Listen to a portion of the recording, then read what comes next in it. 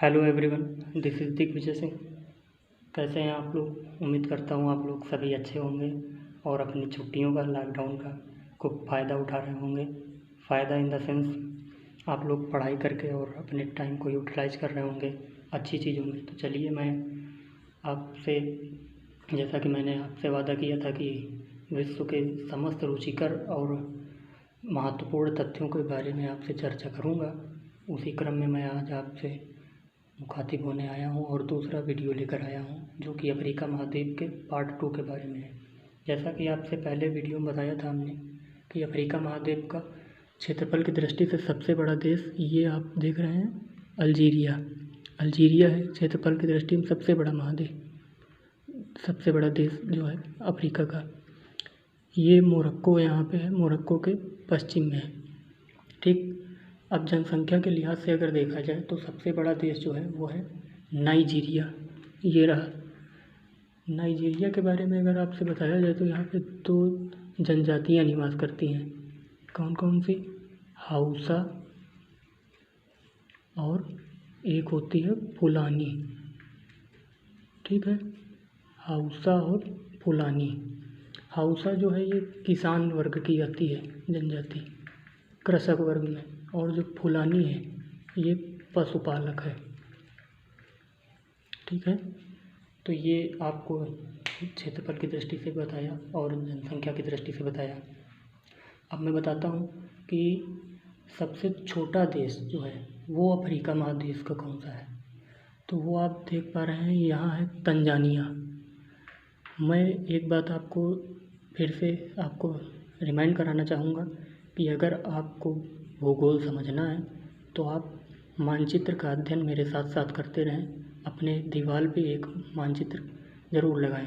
एक विश्व भूगोल का भौतिक और एक जो है राजनीतिक मानचित्र लगा होना चाहिए आपकी दीवार पे, और मेरे साथ साथ उसको आप देखते रहें। तो देखिए, यहाँ तंजानिया है। तंजानिया के पूर्व में एक देश है सेशेल्स। ये अफ्रीका का सबसे छोटा देश है और अभी आपको बताऊंगा आगे इसके विषय में और भी। ठीक है, ये आपका हो गया देशों के बारे में। अब चलिए मैं बात करता हूँ अफ्रीका की। पूरे देश जो है वो है 55 देश हैं, जिसमें से 6 द्वीपीय देश हैं, 49 मुख्य भूमि पर हैं। तो 49 मुख्य भूमि पर जो है इनको तो चर्चा करना मुश्किल है, परंतु मैं आपको 6 द्वीपीय देशों के बारे में बताता हूँ। तो पहला द्वीपीय देश है मेडागास्कर। ये देख पा रहे हैं आप, मेडागास्कर। मेडागास्कर अफ्रीका की मुख्य भूमि से मोजाम्बिक चैनल द्वारा अलग है। ये मोजाम्बिक चैनल या मोजाम्बिक खाड़ी जो है, इसका नाम मोजाम्बिक पड़ा। यहाँ पे आप देखेंगे कि इसके पूर्वी तट पर एक देश है मोजाम्बिक, इसी के नाम पर इसका नाम पड़ा, और इसी चैनल की वजह से मेडागास्कर अफ्रीका की मुख्य भूमि से अलग हुआ है। ठीक है, ये पहला देश है। दूसरा आपको बता दें, इसी मोजाम्बिक चैनल के उत्तर में एक देश है कोमोरोस। ये दूसरा द्वीपीय देश है। तीसरा इसके उत्तर पूर्व में सेशेल्स है। सेशेल्स के दक्षिण में और मेडागास्कर के पूर्व में चौथा है मॉरिशस। पांचवा आपका द्वीपीय देश है, यहाँ देख पा रहे हैं, प्रशांत की महासागर में ही अफ्रीका महाद्वीप के यहाँ इधर विषुवत रेखा के पास में है, गिनिया की खाड़ी है। गिनिया की खाड़ी में ही विषुवत रेखा के पास यहाँ पे एक देश है साओ टोमे। क्या नाम है पांचवा? साओ टोमे। ठीक है, छठा देश है जो द्वीपीय देश, ये है केप वर्डे। केप वर्डे कहाँ है मानचित्र में? अब इसको आप ढूंढेंगे, ये मैं आपके ऊपर छोड़ता हूँ और आप कमेंट करके बताएंगे कि ये केप वर्डे कहाँ है। ठीक, चलिए अब आपसे चर्चा करते हैं जो कि बहुत महत्वपूर्ण है। अफ्रीका महादेश विश्व का इकलौता महादेश है जिससे विश्व के 3 महाव्रत जो हैं, 3 के तीनों ही इस महादेश से गुजरते हैं। ये देख पा रहे हैं आप, विषुवत रेखा, कर्क रेखा, मकर रेखा।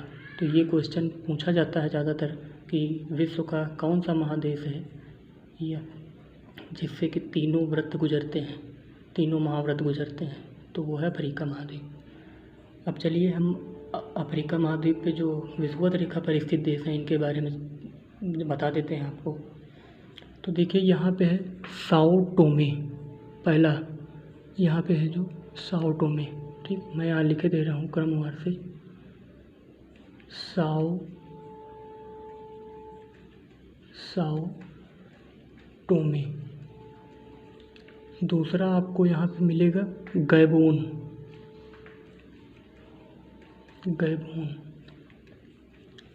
तीसरा देश यहाँ पे है आपका कांगो।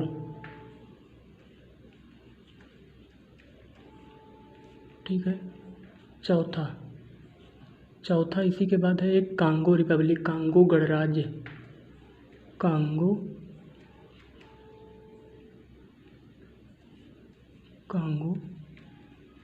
गणराज्य, जिसको जायरे भी बोलते हैं।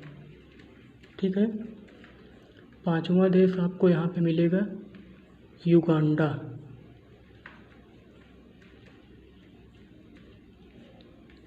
छठा देश आपको यहाँ मिलेगा केनिया। और सातवां देश यहाँ पे है आपका सोमालिया।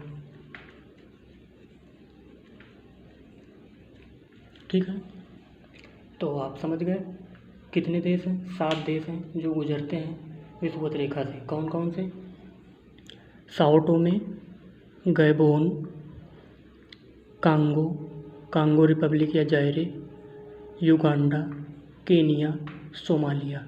ठीक है, चलिए ये हो गया। अब आपको बात करते हैं, यहाँ आप देख पा रहे होंगे कि ये यहाँ पे एक त्रिभुजाकार जो क्षेत्र निकला हुआ है, ये अफ्रीका महादेश का बहुत ही शुष्क क्षेत्र है। यहाँ पे चारागाह बहुत पाया जाता है। इस त्रिभुजाकार क्षेत्र को हम लोग क्या कहते हैं? Horn of Africa. ठीक है, इसमें 3 देश आते हैं। एक तो यहाँ पे तट पे ही है सोमालिया, जो कि विषुवत रेखा पर भी आता है, सोमालिया। एक है आपका यहाँ पे इथियोपिया,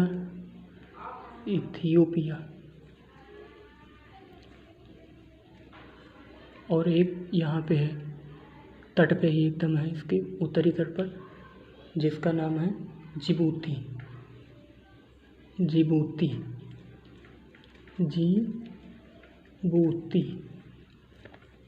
ठीक है, तो ये हो गया आपका अफ्रीका महाद्वीप के जो मतलब देश हैं। ये हॉर्न ऑफ अफ्रीका के देश हो गए सोमालिया, इथियोपिया, जिबूती। ठीक, चूँकि हम सभी जानते हैं अफ्रीका महाद्वीप पूरा पठारी क्षेत्र है, तो यहाँ पे पर्वतों का विकास बहुत कम हुआ है, जिस वजह से अब जहाँ पर्वत नहीं होते हैं तो आपको ये आगे बताया जाएगा। ये थोड़ा कथन से संबंधित है कि जहाँ पे अगर आप पठार रहेंगे, पर्वत नहीं रहेंगे, तो वहाँ ज्वालामुखी बहुत ही नगण्य पाए जाएंगे, बहुत ही कम पाए जाएंगे। तो अफ्रीका में एक ही ज्वालामुखी पाया जाता है। यहाँ पे आप देश एक देखेंगे, नाइजीरिया के पूर्व में है कैमरून, यहाँ पे है माउंट कैमरून। ज्वालामुखी जो है किसका? वॉल्केनो जो है माउंट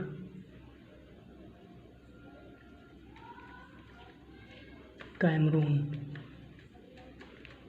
अंग्रेजी में भी लिख दिया रहा, माउंट कैमरून।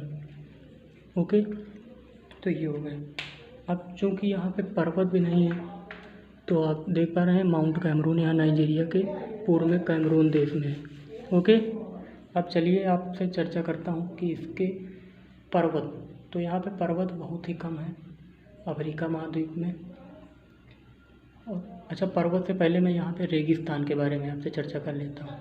चूँकि जैसे मैंने बताया पठार है तो जाहिर सी बात है कृषि ज़्यादा हो नहीं पाएगी, रेगिस्तानी क्षेत्र पाया जाएगा। तो उत्तरी अफ्रीका में पूरा रेगिस्तान है लगभग। यहीं पे विश्व का सबसे बड़ा रेगिस्तान पाया जाता है, या मरुस्थल कह लें, सहारा डेजर्ट जो है विश्व का सबसे बड़ा डेजर्ट है। इसका क्षेत्रफल आप लोग पढ़ते हैं 84 लाख वर्ग किलोमीटर। ठीक है, ये सहारा डेजर्ट हो गया। सहारा डेजर्ट में एक झील पाई जाती है, बहुत पूछी जाती है। सहारा डेजर्ट में एक लेक है, झील, जिसका नाम है चाड झील, चाड लेक जिसको बोलते हैं, चाड झील। ओके, ये चाड झील हो गया। दूसरा जो है आपसे अगर चर्चा की जाए तो दूसरा है कि उत्तरी अफ्रीका, तो ये हो गया। दक्षिण अफ्रीका की तरफ जो है यहाँ पे एक कालाहारी मरुस्थल पाया जाता है।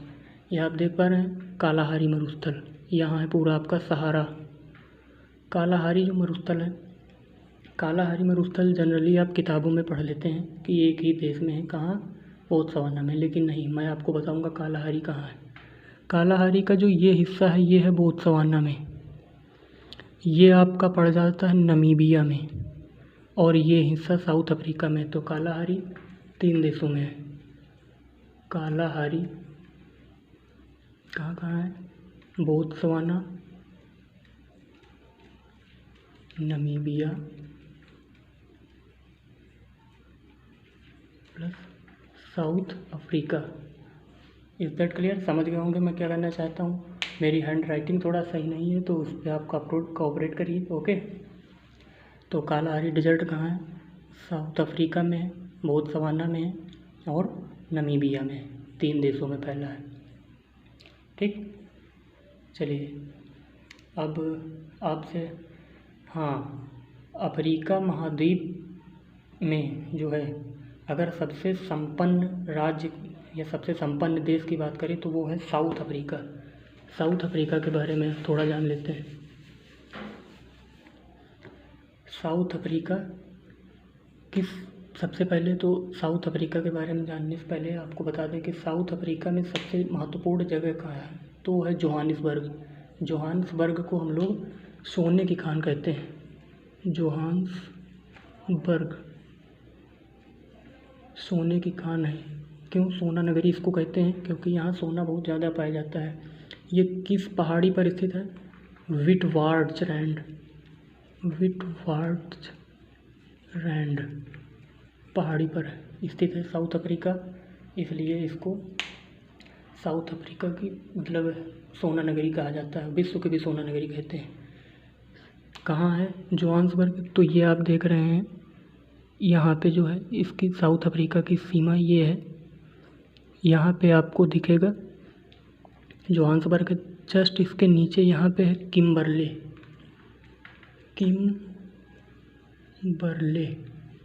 किम्बरले को विश्व की हीरा नगरी कहते हैं, डायमंड सिटी, हीरा नगरी। ठीक है, तो दोनों ही सोना नगरी और हीरा नगरी जो है साउथ अफ्रीका में पाई जाती हैं। साउथ अफ्रीका की 3 राजधानियाँ हैं। आपको जान के थोड़ा हैरानी होगी, थोड़ा अच्छा भी लगेगा। कौन कौन सी इन साउथ अफ्रीका की कैपिटल? एक है केप टाउन, ठीक है, एक है ब्लॉमफाउंटेन,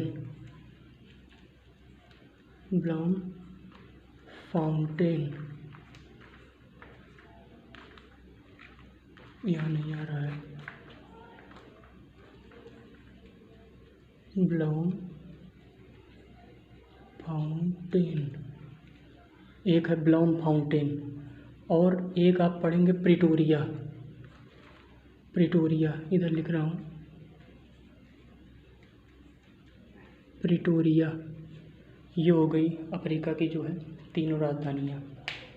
ठीक है, जिसमें से जो है अभी इसका नाम बदल कर, चलिए इसको तो अभी बाद में चर्चा की जाएगी क्योंकि अब वीडियो ज़्यादा लंबा हो रहा है, तो मैं पार्ट 3 में डिस्कस करूँगा और भी चीज़ें।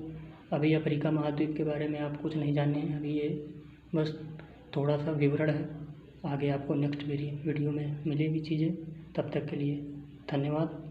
और हाँ, अगर आपको चीज़ें जानकारी अच्छी लग रही हैं थोड़ा कोऑपरेट करिए भी, और अभी जस्ट स्टार्टिंग है, आपको बहुत आगे अच्छी जानकारियाँ और रुचिकर तथ्य जैसा कि अपने चैनल में डिस्क्रिप्शन भी है, तो आपको ज़रूर देखने को मिलेंगे।